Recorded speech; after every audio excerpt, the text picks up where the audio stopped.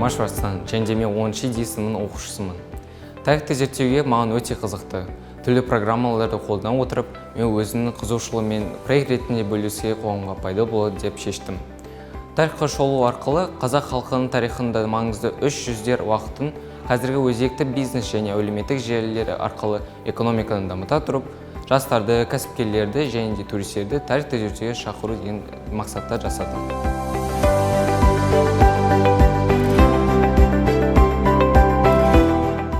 Мы – команда 12-классников из Нейшайби – Арман, Алтынай и Алишер.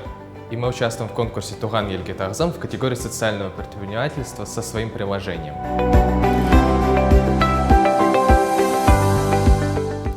Наше приложение позволяет вам прокладывать маршрут к интересным точкам в вашем городе. Сейчас я покажу, как оно работает. Вы заходите в меню, выбираете дистанцию, которая вам удобна, и приложение создает для вас точку и прокладывает к ней маршрут.